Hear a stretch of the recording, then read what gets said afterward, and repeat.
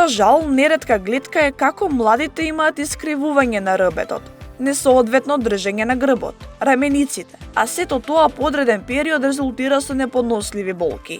Една од најдобрите корективни техники е пилатесот, кој помага телото да го одржувате или вратите во нормална положба. Затоа совети бараме од пилатес инструктор Магдалена Митевска. Како пилатес вежбите помагаат за корекции за правилно држење на телото и дали е ограничено тоа, например, со одредена возраст? Дали може да се направат корекции само кај деца во раст или кај возрастни луѓе? Апсолутно не.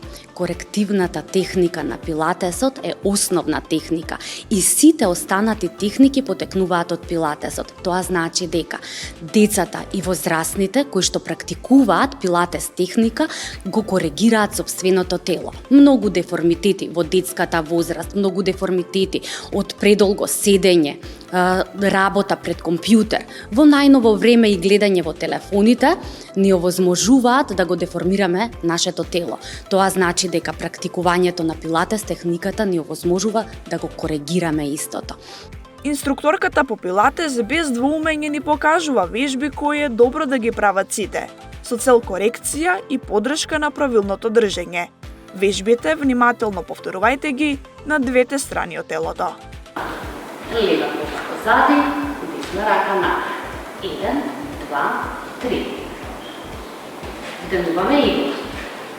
Поглед горе во дланка, дели игла и залепи угол на под.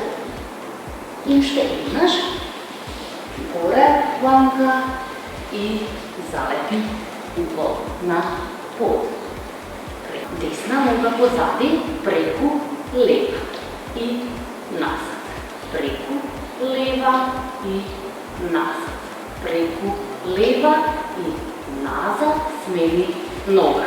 Стегни се по положба на Наша најдобра препорака е вежбање, практикување на било која техника од пилатесот, бидејќи имаме многу развиени во поново време техники за пилатес. Тоа е мат пилатесот, скалп пилатесот, било која техника од овие може да ни го коригираат нашето тело. Вежбите за рбетниот столб се подеднакво важни како и вежбите за мускулите.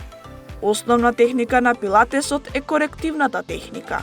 Тоа значи дека со редовно вежбање пилатес, вашето тело ќе има поцврсто, постабилно и правилно држење.